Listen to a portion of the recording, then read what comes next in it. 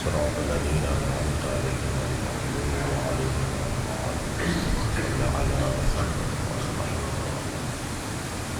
أعوذ بالله من الشيطان الرجيم. بسم الله الرحمن الرحيم. الحمد لله الذي لا يبلغ مدحته القائلون ولا يحصي نقماءه العادون ولا يعدي حقه المجتهدون، الذي ليس لصفته حد محدود ولا نعت موجود ولا وقت معدود ولا أجل ممدود، فطر الخلائق بقدرته ونشر الرياح برحمته. الصلاة والسلام على الرسول المسدد المصطفى العمجد المحمود الأحمد سيدنا ومولانا ومولى الكونين جد الحسن والحسين معاني أبو القاسم محمد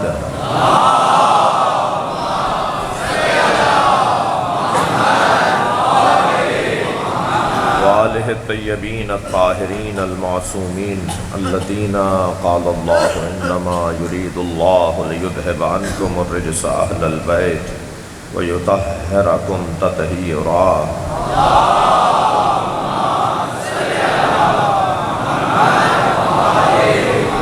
ولعنة الله على أعدائهم أجمعين من يوم عداوتهم إلى قيام يوم الدين. أما بعد، قال الحكيم في قرآن الكريم: بسم الله الرحمن الرحيم. إن الذين آمنوا وعملوا الصالحات سيجعل لهم الرحمن ودا. صلوات.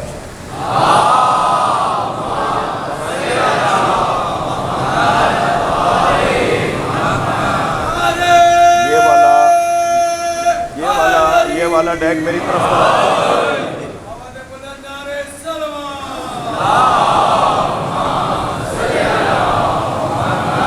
جاؤ، تم بھی ساتھ جاؤ، مدد کرو. ایک اور صلوات نبی کی ذات.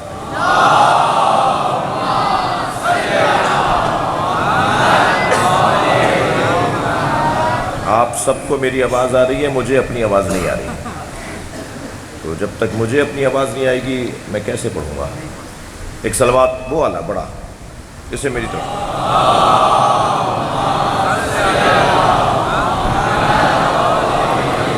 ایک اور صلوات نبی کی ذات.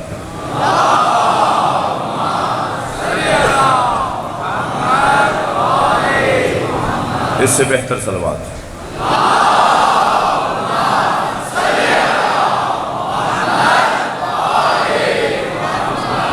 یہ بھی شاید نہیں چل رہا، یہ دیکھو نہیں چل رہا،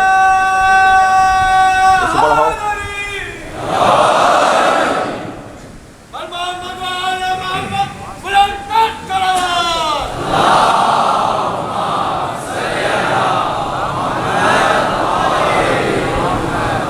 خادم زائرین الحاج امداد علی اور ان کی اہلیہ کی اور آپ سب کے ذہنوں میں جو بیمار ہیں ان سب کی شفا یابی کے لیے بلندتر صلوات.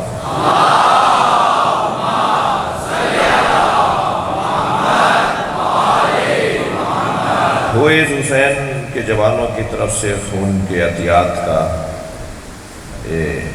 انتظام کیا ہے کہ آپ انہیں عطیہ کریں. جعفر دیار میں بھی غازی چوک پر ان کا کیمپ لگا ہوا ہے اور 27 اگست کو یہ ظاہراً انتظام کیا جائے گا. اس پر توجہ فرمائیں. سورہ مبارکہ مریم آیت نمبر 96. اللہ اپنے اس کلام میں ایک راز کھول رہا ہے، ایک راز سے ہمیں آشنا کر رہا ہے، ایک علت بتا رہا ہے اس بات کی کہ لوگ کسی سے پیار کیوں کرتے ہیں. صلوات پڑھ لے ذرا.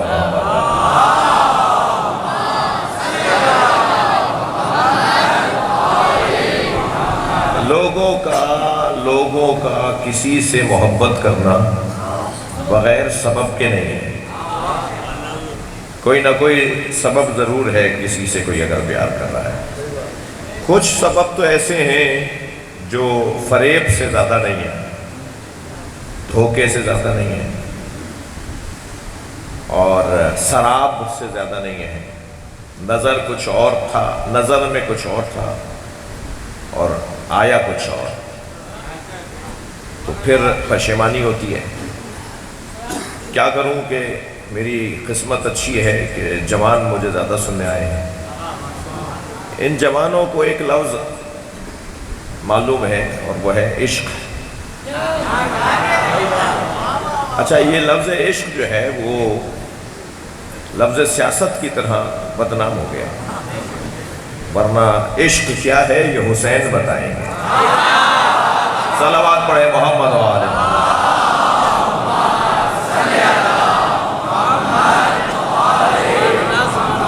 کچھ ناکام سیاستدانوں نے اتنا لفظ سیاست بولا کہ سیاست سے بڑی عبادت نہیں تھی، وہی بدنام ہو گئی۔ مخلوق الہی کے امور کی تدبیر کو سیاست کہتے ہیں۔ اب آپ خود بتائیے کہ مخلوق الہی کے امور کی تدبیر اگر نہ ہو تو بتائیے یہ مسجد بن سکتی تھی؟ یہ امام بارگاہ بن سکتا تھا؟ امور مخلوق الہیہ کی تدبیر یعنی سیاست۔ لہذا کائنات کی سطح پر جو اللہ نے سیاستدان بنائے ہیں، کائنات کی سطح پر سیاستدان، یہ تو بڑا کارنامہ ہے نا کہ 2 گلیوں کے مسائل حل کر دیں، اور وہ بھی انسانوں کے۔ لیکن اگر اللہ کی ہر مخلوق کے مسئلوں کو حل کرنے والا کوئی سیاستدان ہو، اللہ کی جانب سے اللہ کی مخلوق کے امور کو حل کرنے والا اگر کوئی سیاستدان ہو، تو اس حکیم مطلق کو علی کہتے ہیں۔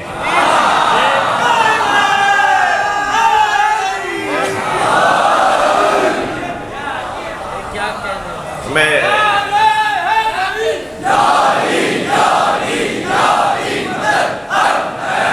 ایک خواہش کر سکتا ہوں آپ سے کہ تھوڑا تھوڑا سا آگے آئیں، ایک صلوات پڑھتے ہوئے، خاص طور پہ جو عقب میں میرے دوست بیٹھے ہیں، تھوڑا تھوڑا سا آگے آئیں، ایک صلوات پڑھتے ہوئے کچھ اپنی جگہ چھوڑیں۔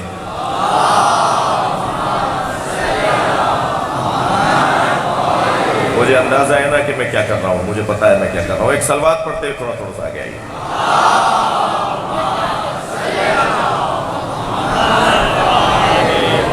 ایک اور بہتر صلوات،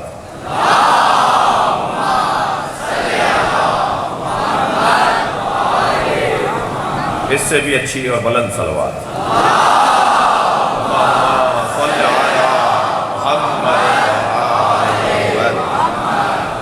توجہ کر رہے ہیں آپ؟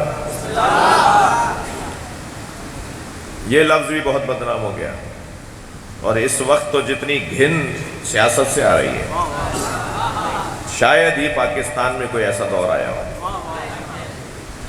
لوگوں کو نفرت ہو جائے، لوگ دور ہٹ جائیں اس سیاست سے جو اس وقت پاکستان میں ہو رہی ہے۔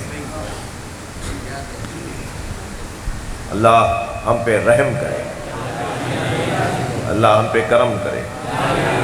البتہ دعا تو دعا ہے اور مانگنی چاہیے، مگر صرف دعا سے کام نہیں چلے گا۔ اور ایک انداز اس ملک کی بہتری کا، ایک رستہ اس ملک کی بہتری کا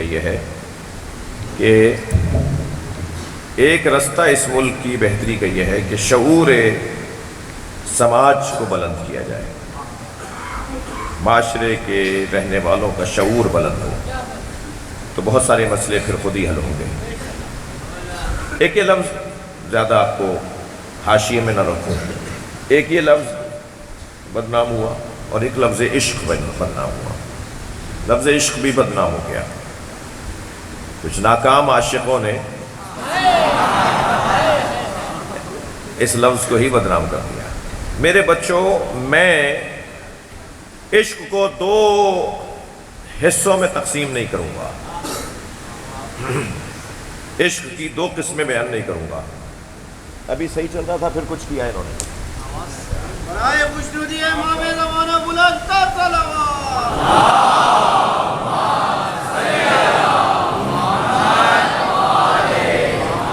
وہ جو دو حصوں میں تقسیم کرتے ہیں نا عشق کو، عشق حقیقی اور عشق مجازی. مجازی تو عشق ہی نہیں ہوتا،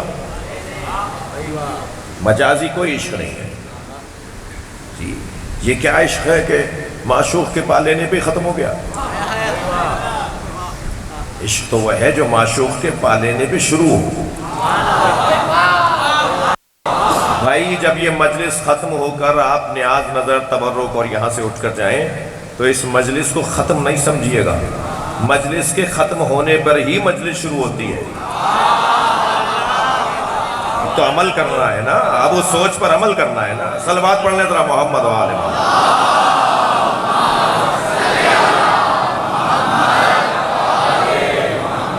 پھر تو کام شروع ہونے جا رہا ہے نا، پریکٹیکل شروع ہونے جا رہا ہے. اس لیے یہ کوئی عشق نہیں ہے، یہ عشق ہی نہیں ہے کہ جس کو کہا جائے کہ عشق مجازی. عشق ایک ہی ہے، عشق ہے بس. دھوکہ ہے اس کے علاوہ. عشق جو واقعی عشق ہے، جس کے عشق حقیقی بھی کہا گیا ہے، اس کے علاوہ جو کچھ ہے وہ دھوکہ ہے، وہ فریب ہے، پشیمانی ہے، ندامت ہے، غصہ ہے، بند گلی ہے، واپس آنا پڑے گا. مگر جو عشق حقیقی اور واقعی عشق ہے وہ ہے کہ جس میں جانے کے بعد واپسی نہیں ہے، بلکہ لطف ہی لطف ہے، ذائقہ ہی ذائقہ ہے جی. لہذا عاشقوں کے سردار کا نام، توجہ، کائنات کے سارے عاشقوں کے سردار کو حسین کہتے ہیں. اور یہ میں نہیں کہہ رہا، علامہ اقبال کہہ رہے ہیں. مادر آن مرکز پرکار عشق، سیدہ اس حسین کی ماں ہے جو عشق کے دائرے کا مرکز ہے. مادر آن کاروان سالار عشق، سیدہ اس حسین کی ماں ہے جو حسین عشق کے کاروان کا سالار ہے جی. ذرا غور فرمائیں، کربلا نے امام حسین کو نہیں ڈھونڈا، حسین نے کربلا کو ڈھونڈا ہے. نبی معراج پر کس حیثیت اور کس فضیلت اور کس عنوان اور کس مقام کی وجہ سے لے جائے گئے؟ رسول تھے اس لیے لے جائے گئے، نبی تھے اس لیے لے جائے گئے جی، حبیب کبریا تھے اس لیے لے جائے گئے. کس عنوان سے نبی کو معراج پہ لے جایا گیا؟ نبی کو معراج پر عبدیت کی بنیاد پر لے جایا گیا ہے. ان سے بڑا کوئی عبد نہیں ہے، لہذا جو سب سے بڑا عبد ہوگا وہ معراج پر آئے گا. اور اللہ معراج پر لے جا رہا ہے. سبحان الذی اسری بعبدہ لیلا من المسجد الحرام الى المسجد الاقصى الذی بارکنا حولہ لنریہ من آیاتنا. بابرکت ہے وہ ذات جو اپنے بندے کو راتوں رات معراج پر لے گئی، مسجد اقصی سے، مسجد حرام سے مسجد اقصی کی طرف. ماحول بڑا مبارک بنایا گیا، بارکنا حولہ، ماحول مبارک ماحول میں لے کر گیا. وہ بابرکت ذات، وہ اللہ مبارک ماحول میں اپنے حبیب کو، اپنے عبد کو لے کر گیا. حبیب اور نبی اور رسول نہیں، عبد. کیوں؟ لنریہ من آیاتنا، تاکہ اپنی آیات میں سے ہم کچھ انہیں دکھائیں. عبدیت کے رشتے سے لے کر گئے نا نبی کو، لے کر گئے اللہ. اللہ جسے معراج پر لے جائے وہ اللہ لے جائے، عبدیت کے رشتے سے لے جائے. اور حسین جو معراج پائیں وہ عبدیت کے رشتے سے پائیں اور کربلا میں پائیں. یعنی اگر اب میں اپنی عقیدت اور میں نے جو سمجھا ہے آیہ معراج کو اور سورہ مبارکہ فجر کی آخری آیت کو، اس آیت کو ذہن میں رکھیے، سبحان الذی اسری بعبدہ، یہ ذہن میں رکھیے. پھر اس آیت کو رکھیے، یا ایتھا النفس المطمئنہ ارجعی الی ربک راضیۃ مرضیہ فادخلی فی عبادی. جی، فادخلی فی عبادی. کس رشتے سے لے کر گیا اللہ معراج پہ سرکار کو؟ عبد کے رشتے سے. امام حسین کی جو معراج ہو رہی ہے وہ کس رشتے سے ہو رہی ہے؟ فادخلی فی عبادی، عبدیت کے رشتے سے. نبی کو بھی ابدیت کے رشتے سے معراج ملی اور حسین کو بھی ابدیت کے رشتے سے معراج ملی. فرق دونوں میں یہ ہے، ایک کو وہاں لے جایا گیا، ایک کا عرش معلیٰ کربلا کو بنایا گیا. جی، عرش معلیٰ کربلا معلیٰ. اللہ کہاں ہے اللہ؟ اگر یہی سوال میں نے دوبارہ دہرا دیا تو میں شرک کے کسی دائرے میں داخل ہو جاؤں گا. جی، اللہ کہاں ہے کا سوال ہی نہیں ہے، اللہ کہاں نہیں ہے کا سوال ہونا چاہیے. بات ہونی چاہیے اللہ کہاں نہیں ہے. عرش ساتویں آسمان پہ رکھی ہوئی کوئی کرسی یا تخت نہیں ہے، یہ پوری کائنات اللہ کا عرش ہے. جہاں اللہ اپنا جلوہ دکھائے وہ عرش ہے. بھائی تھکے بیٹھے ہیں تو جملہ کہہ رہا ہوں، جہاں اللہ اپنا جلوہ دکھائے وہ عرش ہے. کبھی وہ سدرۃ المنتہا پہ جلوہ دکھاتا ہے، کبھی کربلا میں دکھاتا ہے.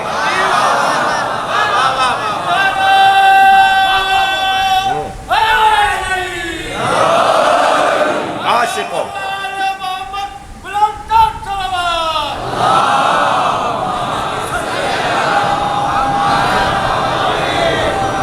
ارشد بھائی، اتنے سارے اسپیکر لگوانے کی ضرورت نہیں ہے.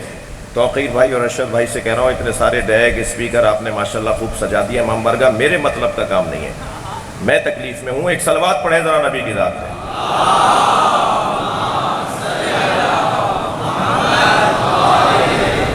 ایک اور بہتر صلوات پڑھیں.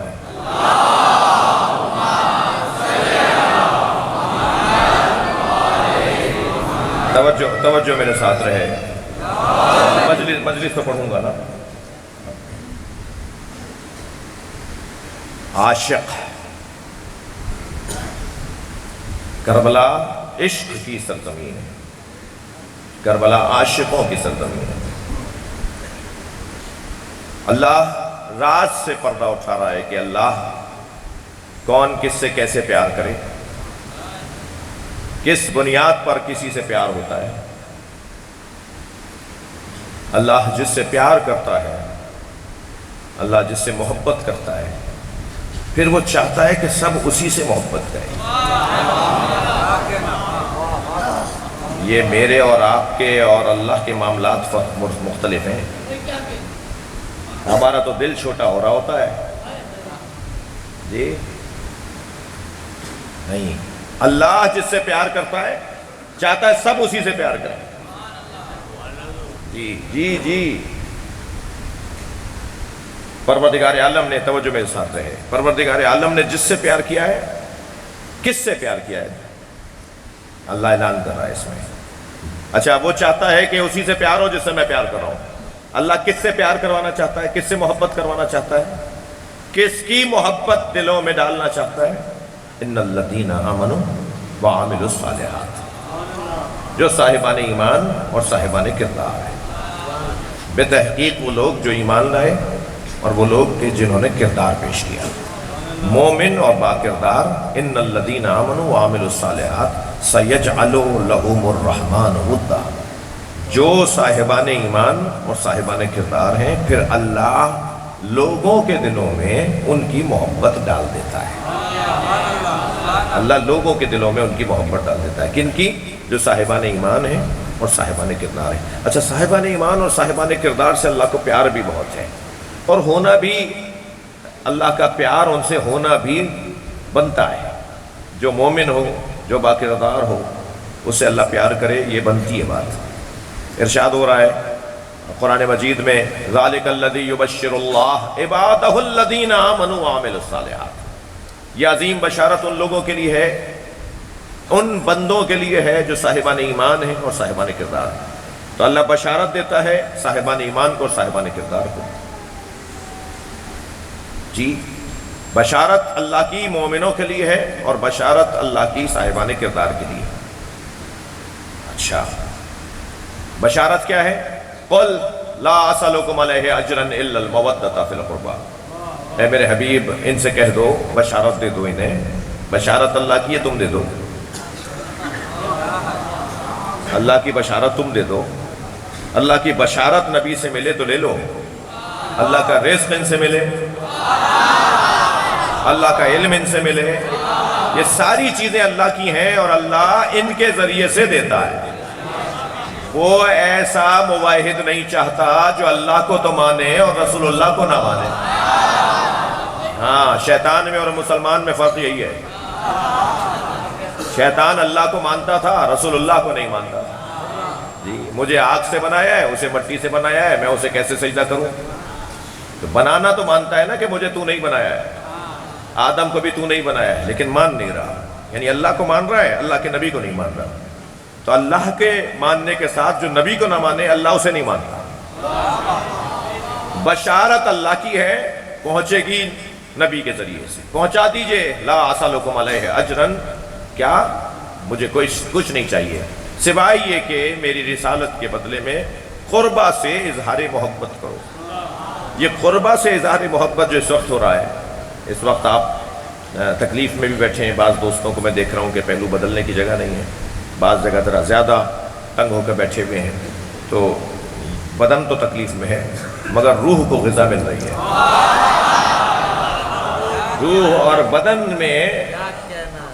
اور بدن میں آپس میں دوستی نہیں ہے، شدید دشمن ہیں، ایک دوسرے کے مخالف، ساتھ رہتے ہیں مگر ایک دوسرے کو برداشت بھی نہیں کرتے، دونوں چاہتے ہیں کہ دوسرا میرا پابند ہو جائے، ایک کا رخ کہیں اور ہے، دوسرے کا رخ کہیں اور ہے، ایک کی غذا کچھ اور ہے، دوسرے کی غذا کچھ اور ہے، ایک کا طلب مطالبہ کچھ اور ہے، دوسرے کی طلب کچھ اور ہے، ایک آسمانوں میں جانا چاہتی ہے، ایک زمین کی پستیوں میں جانا چاہتا ہے، بدن پستیوں میں رہنا چاہتا ہے اور روح پرواز کرنا چاہتی ہے، اور اب دونوں میں ایسا تناؤ ہے، صلوات پڑھ لیں ذرا محمد والے،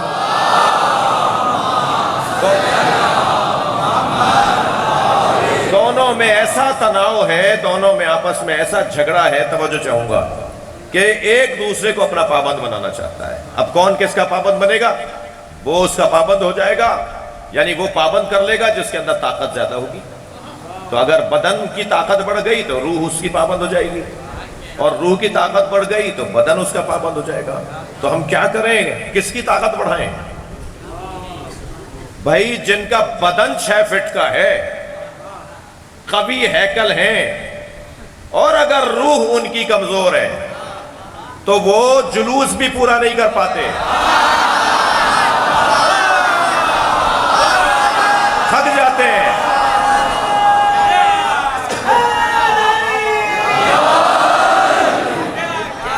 ہیں۔ شب قدر کی تو اعمال پورے نہیں ہو پاتے ان سے، جی، لیکن جن کی روحیں مضبوط ہیں، چاہے 90 سال کے نظر آ رہے ہوں، چاہے ہاتھ پیر کانپتے نظر آ رہے ہوں، مگر وہ ماتم میں بھی آگے ہوتے ہیں، نماز میں بھی آگے ہوتے ہیں۔ صلوات پڑھیں محمد و آل محمد۔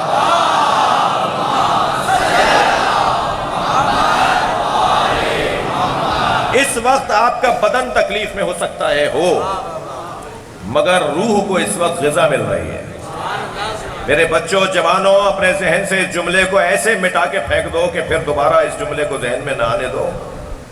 موسیقی روح کی غذا نہیں ہے، اللہ، رسول اور حسین کا ذکر روح کی غذا ہے۔ اس وقت ہمارا بدن تکلیف میں ہے، اس وقت ہمارا بدن تکلیف میں ہے، مگر ہماری روح غذا پا رہی ہے۔ جی، اللہ صاحبان ایمان کو اور صاحبان کردار کو یاد کر رہا ہے۔ میری اور آپ کی بات ہو رہی ہوئی، میں اور آپ اگر محنت کر لیں، مومن ہو جائیں، باکردار ہو جائیں، تو اللہ ہماری محبت لوگوں کے دلوں میں ڈالے گا۔ آپ ذرا اپنے اطراف میں، اپنے علاقے میں، اپنے خاندان میں، اپنی برادری میں ذرا ڈھونڈ لیجئے، 2 4 5 10 لوگ ایسے ضرور مل جائیں گے جنہیں لوگ چاہتے ہیں، جن سے لوگ محبت کرتے ہیں۔ اور جب آپ جا کے دیکھیں گے کہ کیا سبب ہے، تو سبب یہی نکلے گا جو قرآن نے بتایا ہے۔ مگر یہ جو چاہنے والے ہیں، یعنی محب اور محبوب، یہ علاقائی ہیں، چند ہیں، کچھ ہیں یہاں ہیں تو وہاں نہیں ہیں، وہاں والے ہیں تو یہاں والے نہیں ہیں، مگر بات عام مومنوں کی ہو تو پھر یہ جلوہ بنے گا، بات اگر عام صاحبان کردار کی ہو تو یہ جلوہ بنے گا، لیکن جب بات مومن کی نہیں امیر المومنین کی ہو، جب بات صاحب کردار کی نہیں بلکہ کردار ساز کی ہو، کردار سمجھانے والے کی ہو، جو نصاب لکھ کر دے کہ کیسے کردار بنے گا، جو مرتب کر کے دے کہ کیسے نصاب بنے گا، اس کی جب بات ہو رہی ہو تو پھر اس کی محبت کا جلوہ کچھ اور ہوگا۔ بات مومن کی نہیں ہو رہی، بات صاحب ایمان کی نہیں ہو رہی، بات مومن کی نہیں ہو رہی، اس لیے کہ مومنوں میں سب سے بڑے درجے پر فائز مومن کو سلمان کہتے ہیں۔ سلمان 10ویں درجے پر فائز ہیں ایمان کے، اور 10ویں درجے کے بعد کوئی درجہ ہی نہیں ہے۔ جو آخری درجے پر فائز ہو کر بھی مومن رہے تو پھر اس کا مولا کیا کہلائے گا؟ اس کا مولا مومن نہیں کہلائے گا، امیر المومنین کہلائے گا۔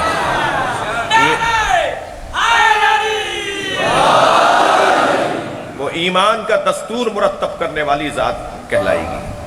اور کردار کا تو کیا کہنا، یہ چھوٹا سا بچہ بھی مجھے ابھی بتا دے گا کہ فروعات دین میں جہاد کون سے نمبر پر ہے؟ نماز، روزہ، صلوات،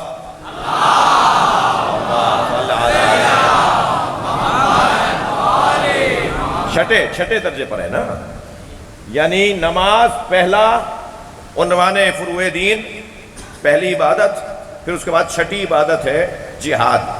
چھٹی عبادت میں بھی 80 جنگیں بھی نہیں، ایک جنگ میں 10 دفعہ چلائی گئی تلوار بھی نہیں، بلکہ ایک جنگ میں ایک ضربت اگر ثقلین کی نمازوں پر غالب آ جائے تو اس علی کی نماز کیسی ہوگی؟ یہ ایسا کا کردار والا وجود ہے، اس کا کردار اس درجے پر ہے۔ جی میں یہی مصائب شروع کر رہا ہوں کیونکہ کل شاید مجھے مائک اپنے ساتھ لانے پڑیں گے۔ آپ کو تو پتہ ہی نہیں نا مجھ پہ کیا گزر رہی ہے۔ ایک صلوات اور پڑھ لیں۔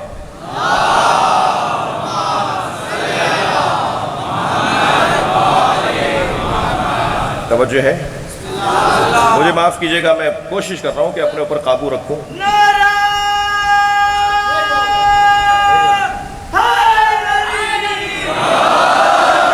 اب میرے پاس کوئی معجزہ تو میں صاحب کرامت تو ہوں نہیں، معجزہ تو ہو ہی نہیں سکتا، اس لیے کہ وہ خاص ہے نبی اور اماموں کے لیے کہ میں یہاں پر بغیر مائک کے وہاں تک آواز پہنچا دوں۔ اور بہرحال مجھے معاف کیجئے گا، کل بات ہوگی انشاءاللہ۔ صاحبان ایمان اور صاحبان کردار کی محبت اللہ دلوں میں ڈالتا ہے۔ تو پوری دنیا جن کی مرید ہے، جن کے نام پر مر مٹنے کو تیار ہے، جن کی محبت لوگوں کے دلوں میں حاکمیت رکھتی ہے، ذرا غور تو کریں کہ وہ کون ہیں، جن کا کوئی ایک ملک نہیں ہے، ہر ملک انہی کا ہے۔ میں ابھی ایک مجلس پڑھ کر آ رہا ہوں، وہاں میں نے ایک مثال دی، چند میرے دوست میرے ہمراہ ہیں، ان کے لیے تکرار ہے۔ ایک بالش انڈیا کے بارڈر کے اس طرف اگر آپ نے پاکستان کا جھنڈا لگا دیا تو ہندوستانی حکومت وہ کرے گی جو کر رہی ہے، اور اگر ایک بالش آپ نے انڈیا کا پرچم پاکستان میں لگا دیا تو پاکستان کی حکومت کو کیا کرنا ہوگا وہ یہ جانتے ہیں۔ کسی بھی ملک کے حدود میں دوسرے ملک کا پرچم نہیں لگا سکتے، اور مجھے بتائیے کون سا ملک ہے جہاں حسین کا پرچم نہیں؟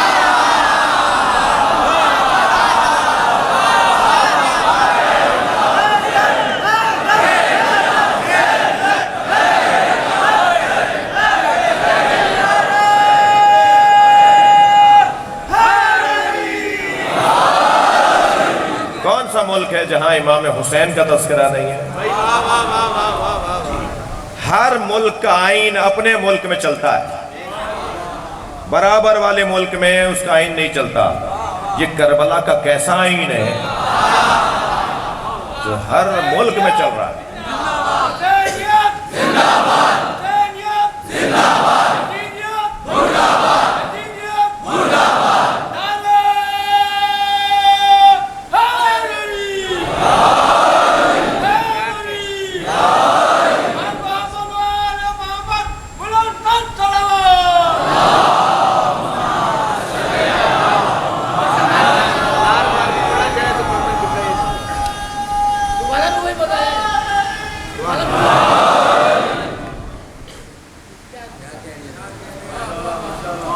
ہم کہیں ہوں مگر یہ ذکر ہم سے چھٹ نہیں سکتا.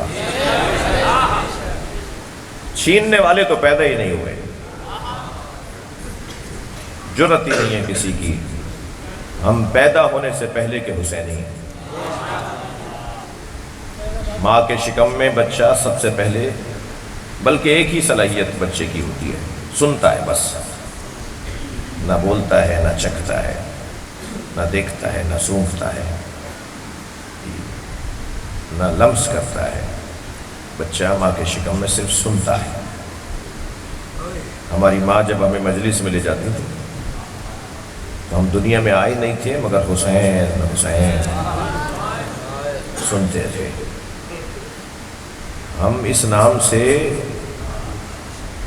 قبل از ولادت کے آشنا ہیں، دنیا میں آنے سے پہلے کے آشنا ہیں.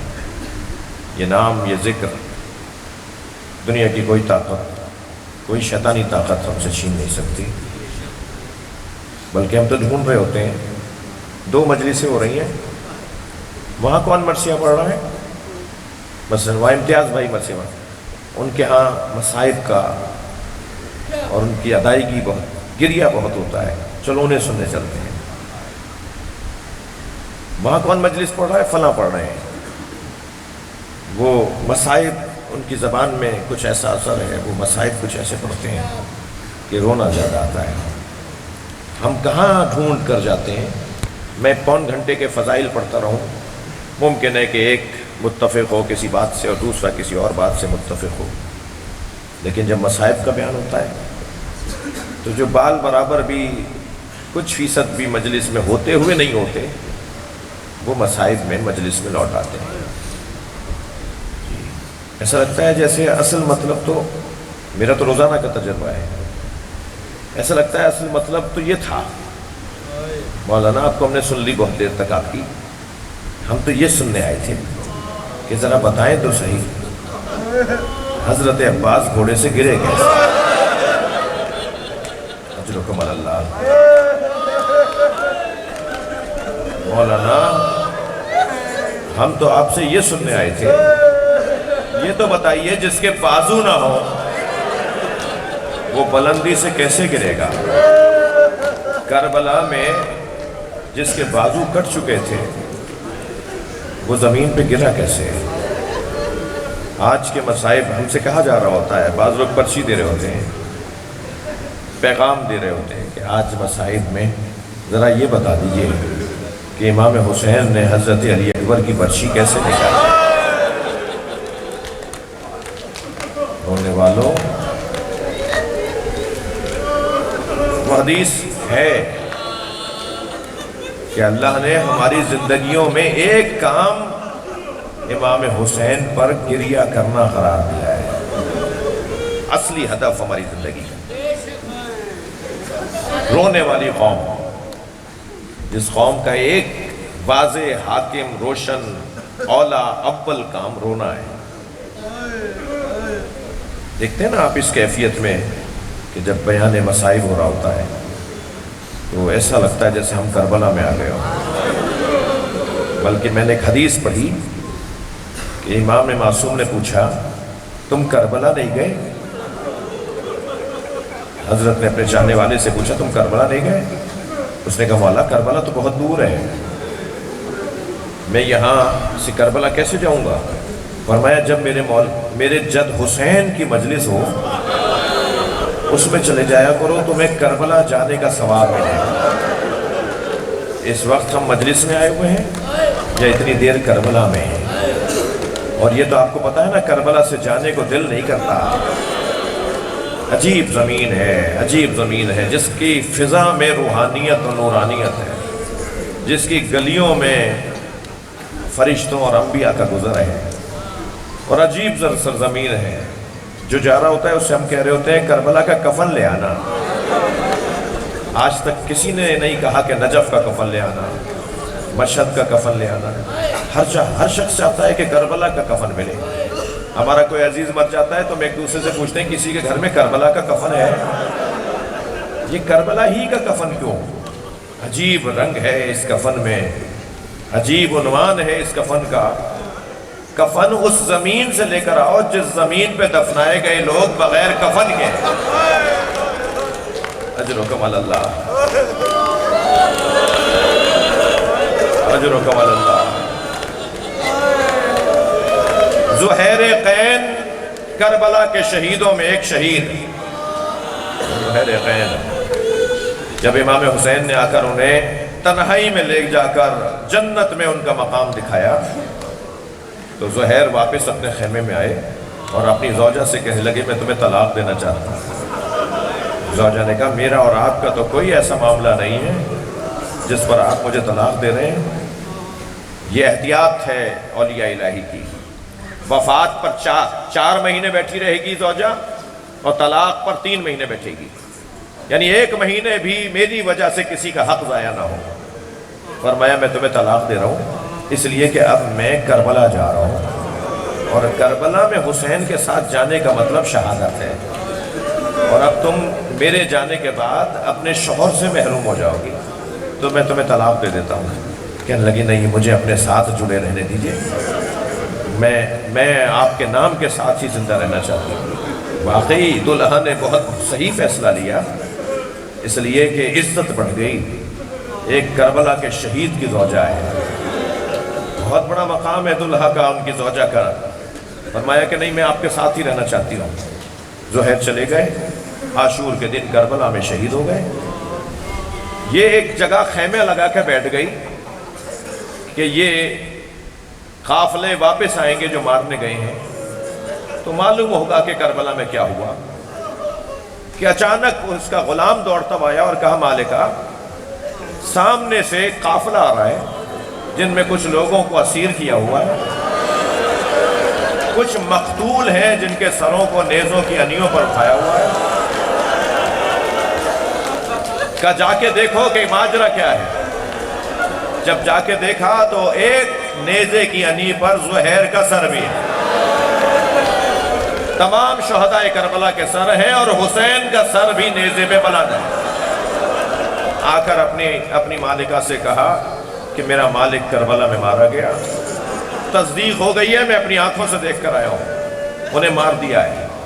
تو اپنے خیمے میں گئی، صندوق میں سے کفن لے کر آئی اور کہنے لگی جا کر اپنے مالک کو کفن پہنا دے، یہ کارنامہ کر کے آ جائے گا تو میں تجھے آزاد کروں۔ سنیں گے زداروں، دوسرے دن یہ واپس آیا مگر کفن ہاتھ میں لیے کھڑا تھا، تو غصے سے کہنے لگی میں تجھے آزاد نہیں کروں گی، تو نے میرا کام نہیں کیا۔ کہنے لگا ساری زندگی مجھے اپنا غلام رکھے مگر میں یہ کام نہیں کر سکتا تھا۔ کہ تو اپنے مالک کو کفن نہیں پہنا سکتا تھا؟ کہا مالکہ کفن تو ایک تھا، وہاں نبی زادے کا لاشا، وہاں عباس علمدار کا لاشا۔ اجرکم علی اللہ، اجرکم علی اللہ، اجرکم علی اللہ۔ میں ایک کفن کس کو پہنا تھا؟ زہرا کا لال بے گور و کفن۔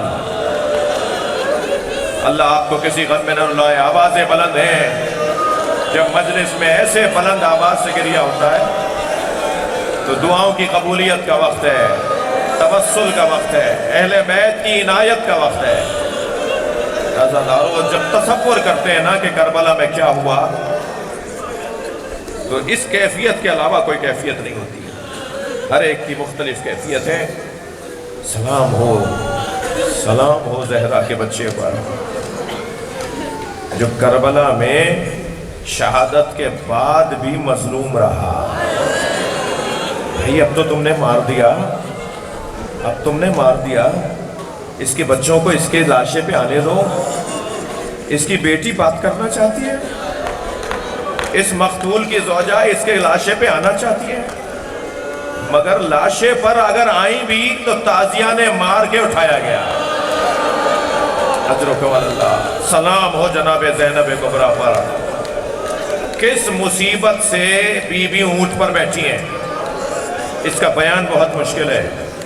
11 محرم کو ساری بیویوں کو جناب زینب نے سوار کروایا۔ اب آخر میں زینب تنہا رہ گئی، زینب کو کون سوار کروایا؟ تو نہر کی طرف رخ کر کے آواز دی، عباس تم نے مدینے میں زینب کو سوار کیا تھا، اب کربلا میں کوئی نہیں ہے، آؤ عباس اپنی بہن کو سوار کرو۔ کس مصیبت سے جناب زینب اونٹ پر بیٹھی ہیں؟ میں نے جو سمجھا ہے مقتل کو، اس کی روشنی میں تو یہ ہے کہ جناب زینب نے سب کو سوار کیا، مگر زینب کو سوار کروانے والا کوئی نہیں ہے۔ جب اجنبی قریب آ رہے تھے تو یہ کہہ کر بی بی نے روک دیا تھا میں خود بیٹھوں گی، اور اب جب خود بیٹھی ہیں، کس مصیبت سے بیٹھی ہیں؟ اونٹ ابھی 2 قدم چلا ہے کہ نگاہ گئی زین العابدین پر، جو بابا کے کٹے ہوئے سر والے لاشے کے قریب کھڑے ہیں، اور بابا کے بدن کو دیکھ دیکھ کر ان کا حال غیر ہو رہا ہے، چہرے کا رنگ بدلتا جا رہا ہے۔ جناب زینب نے دیکھا کچھ ہی دیر میں زین العابدین کی روح پرواز کر جائے گی، اگر اتنی دیر بھی کی کہ اونٹ بیٹھے اور زینب اتر کے جائیں تو کہیں ایسا نہ ہو کہ میں زین العابدین سے محروم ہو جاؤں۔ تو بی بی نے اونٹ کے بٹھانے کا انتظار نہیں کیا، خود کو اونٹ سے گرا دیا۔ کچھ دیر کے لیے تصور کیجئے، جائیے کربلا،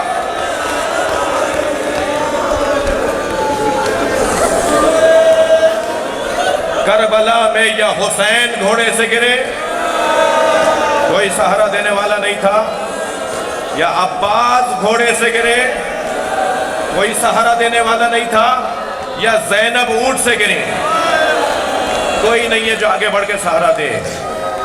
مگر امام سجاد نے بابا کا لاشا چھوڑ دیا، آگے بڑھ کر پھوپھی کو سہارا دیا، اور بس ایک ہی سوال کیا، پھوپھی اماں یہ کیا ہوا؟ تو میری بی بی نے فرمایا پہلے تم بتاؤ تمہارا کیا حال؟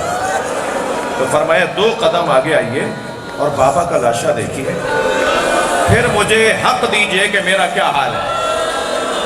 اللہ کسی بہن کو بھائی کا ایسا لاشا نہ دکھائے۔ اجرکم اللہ، جو رونے آئے ہیں اپنی آوازوں کا آزاد کریں گے۔ جب آپ ایسے بلند آواز سے روتے ہیں، امام جعفر صادق دعا دیتے ہیں، امام محمد باقر ہاتھ اٹھا کر رونے والوں کے لیے دعا کرتے ہیں، امام رضا کی تو آرزو ہے کہ کوئی میرے حسین پہ روئے۔ پھوپھی اماں 2 قدم آگے آئیے اور بابا کا لاشا دیکھیے۔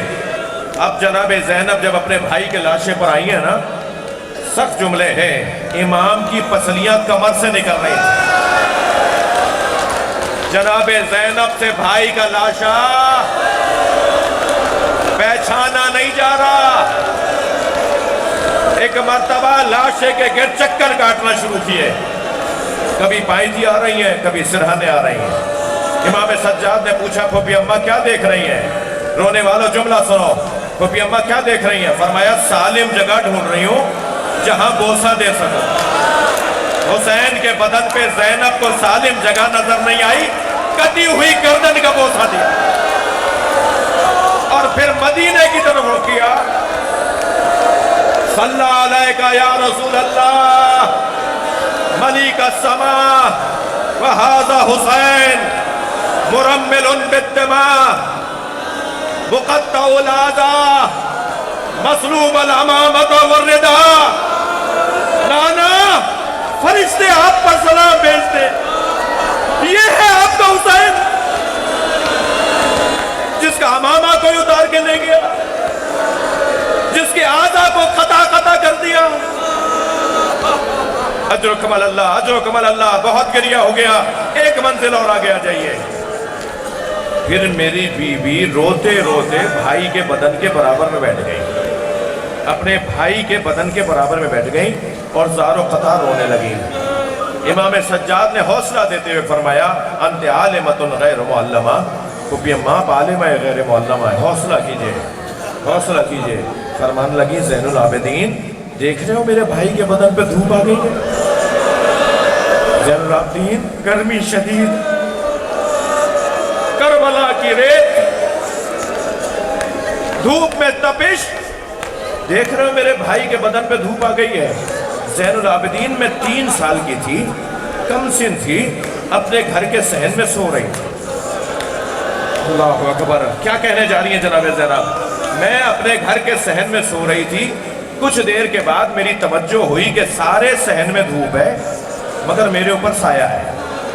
तो मुझे ताज्जुब हुआ, तो मैंने पहलू बदल के देखा तो यही भाई था जो चादर पकड़े खड़ा कि कहीं मेरी बहन पे धूप ना आ जाए। अब बताओ ज़ैनब कहाँ सब्र करे? ज़ैनब के सर पे चादर नहीं है, हुसैन के बदन पे कपड़ा नहीं है। वाह मुसीबत।